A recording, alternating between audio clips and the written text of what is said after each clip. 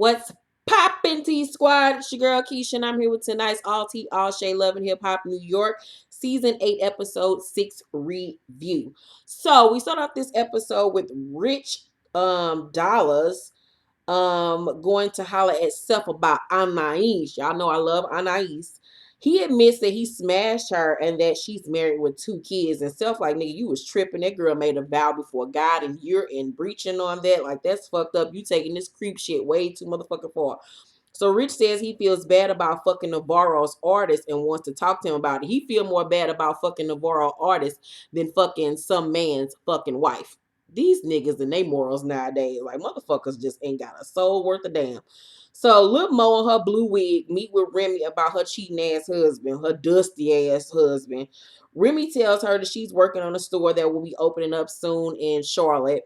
Mo tells her that her son Justin Google called and that the lie detector test came back saying that, he was a liar and that he may have cheated on her.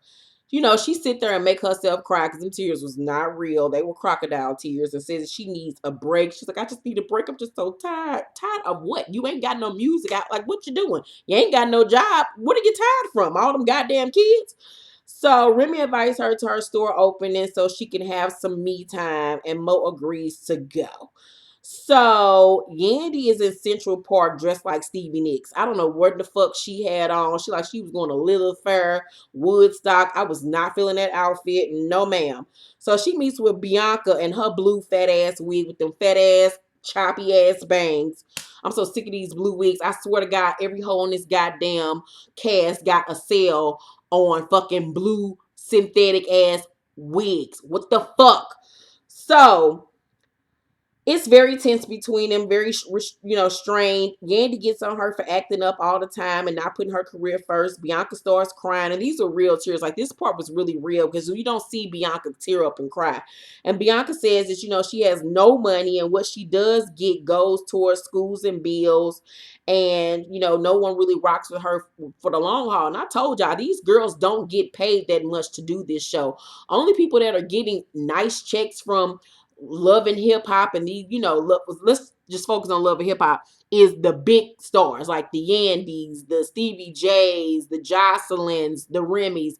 Those are the ones that are getting the good paychecks. Girls like Bianca, Mariah Lynn, they getting probably like $1,500 per episode. They not making no money like that, especially living in New York with the cost of living. That shit is gone. You got to think about paying the IRS, man.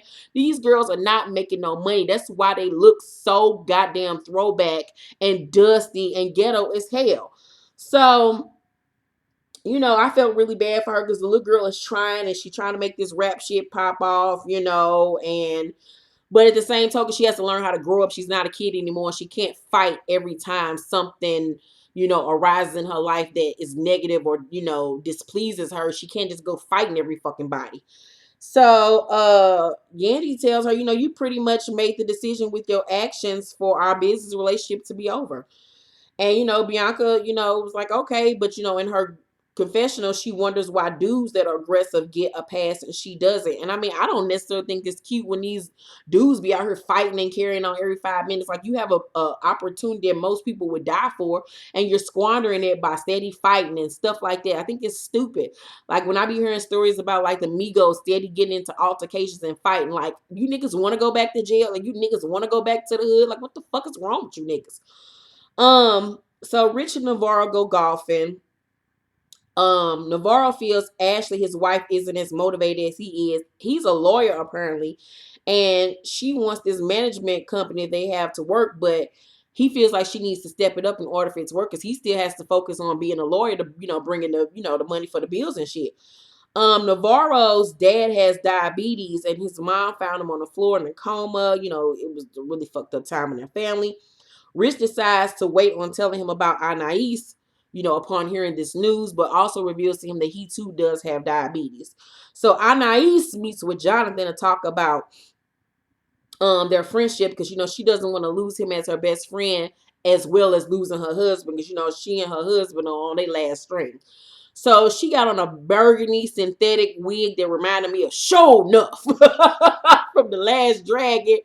Oh my God, it was synthetic. She had just cut the lace off. Like, oh my God, if these girls just stop plopping these wigs on the front of their hair, like leave a portion of your hair out and blend it into the front of the wig so they can at least look like a weave instead of just a blunt ass wig sitting on the top of your fucking forehead. Oh my God. So Jonathan breaks down and apologizes to her, and he says that he did put his career over their friendship. And Anais say it's gonna be okay. We gonna work it out. Jonathan tells her about his boo thing that he's dating as an R&B singer, and he feels that, you know, he's the side bitch to his niggas music. And Anais tells him that's how her husband feels about her and her career. And she tells him that, you know, she has some things that she needs to get off her chest. She said, you know, a Richie Dollars. Well, I met him the other day, but that's another story. She says, you know, they're just friends. You know, we not doing nothing right now. We just friends, but I don't know what's going to happen in the future. I don't know. You know what I'm saying? I'm going to let him put his dick on my dick. Because you can't tell me that bitch ain't got a dick in between her legs. So he tells her, you know, be careful. That nigga didn't get the name, you know, the head of the creep squad for nothing. Remy and her blue wig open up her store conceited. And I was not impressed. The decor looked really cheap. The clothes looked hella flammable. I was like, where'd she get these clothes from? The dollar store? Like some shit you would find like in Rainbow or Dots. Like it was so cheap. You can smell the cheapness through the screen. I expected more from Remy Ma. Like I know Remy ain't never been like a fashion girl. You know, she's been more known for her hairstyles and like her fashion choices. But come on now, that was some shit like Carly Red, you know, would do in a store. After what we saw Rashida do with Press, you girls have to step it up if you're going to open up boutiques. After what, you know, like Rashida did with Press, what Nene did with her store, what Candy did with Tags, you girls can't be coming with this all rinky dink, you know, cheap ass wood shelves and shit. Like, no, we need for some chandeliers and shit. Hell, y'all can decorate y'all store, go into Home Goods. Like, what the fuck? Like, that shit just looked cheap as fuck, and I was not impressed. Remy Ma, do better. Do better, bitch. So, Lil Mo is there with that same blue wig on that I'm tired of seeing. Call her husband come creeping through the fall like a little ugly ass stalker. Mo mad that he there and says he found her via her iPhone track, you know, that find a friend thing. Because I find Kyrese with that motherfucker all the time. So Remy tells Pap to find an IVF doctor and she'll be ready to go through the process, but lies because this girl got a whole album that's about to come out and she done dropped a ton of weight. That girl's not about to have no baby, not in the next year.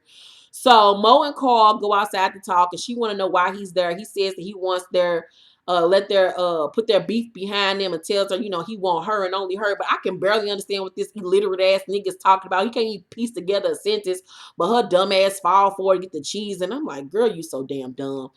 Bianca meets with Jacque at his restaurant. He owns like this jerk chicken restaurant. He co-owns it with somebody else. And it's good to see that he used some of his advance money for his album to invest it in a business that will further ensure his financial stability in the future. Because this rap shit ain't no money unless you tour and get endorsements. So she tells him about Sophia meeting with Lame R and being in his video and fighting Mariah Lynn. Sophia walks in as they're talking, aka the producer told her, now walk in, bitch.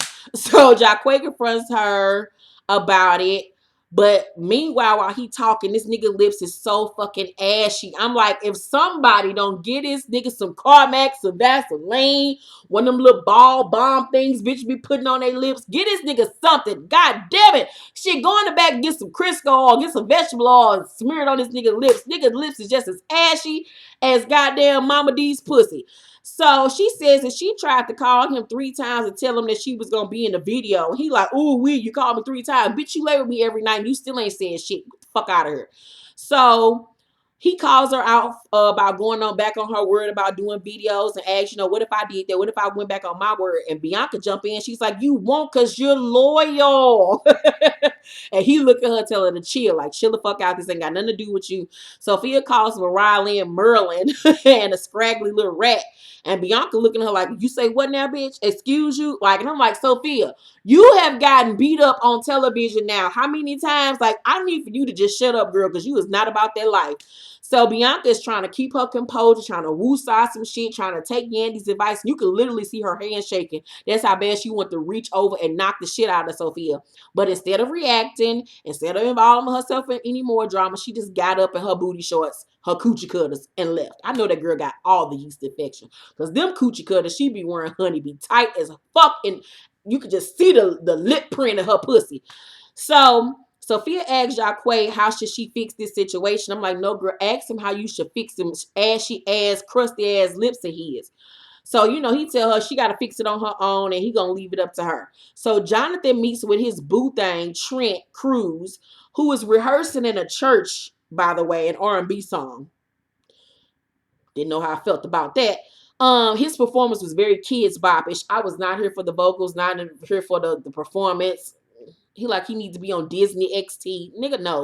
So he's been working on his EP apparently. Jonathan wants to spend more time together and he's worried that old boy is not as into him as he's into him. And anytime you feel like a nigga don't like you as much as you like them or vice versa about a female, they don't like you.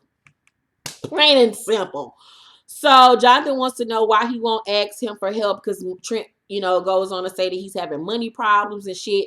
Jonathan wants him to open up because, he wants to get married and have kids soon. And they come to the agreement that they're going to try to spend more time with one another. So Sophia meets with Lame R in a poppy field or some shit. I don't know. They was off to see the wizard. I don't know what the fuck these niggas was going. He apologized to her about what happened with her and Mariah Lynn at the video shoot. He tells her, I got a thing for you. And then he surprises her with the dog she always wanted. Of course, she creamed herself. She tells him that, I got a boyfriend, but I'll think about what you just told me about you liking me, nigga, because I might need a place to stay in a moment. So Sophia is at Jacquay's crib that they share with one another. Well, that's his crib, but she's been staying with him for 6 months. With the dog. She know he gonna be mad. He come in and asks her, where you get this dog from? He loved the dog at first until she tell him that Lame R gave her the fucking dog. He immediately get mad and tell her, you tripping. Like, how the fuck you gonna come in my house with a dog that another nigga that gave you that I know trying to get on you? Like, what the fuck are you thinking? He tell her to get her shit and get the fuck out. Get your shit, and get the fuck out. So she stop, you overreacting. He a lame. He had to buy me a dog to get my attention. He corny. Bitch, he wasn't corny when he gave you that motherfucking dog and you was damn near about to suck his dick in the goddamn poppy fields. And, he tell her, bitch, I don't give a fuck about none of that shit. Get your shit, get the fuck out. He handed her little Louis bag. And she was like, so what? Fuck you. I'll leave. And she tell him, I'll be back to get my furniture. Because I was looking around that motherfucking apartment. I was like, ain't no way in hell that damn furniture his. It was so goddamn feminine. He was like, you ain't got shit else here. She was like, nigga, I got to come back and get my bed, my dresser, and everything else. And I was like, nigga, she put your ass on blast because that was her furniture. You couldn't get no furniture in your house. That's why you let that bitch move in because she had furniture. Y'all both using each other. So that was the episode. I give tonight's episode a C+. It was cool. It wasn't nothing to run home to your mom about, but it was cool nonetheless.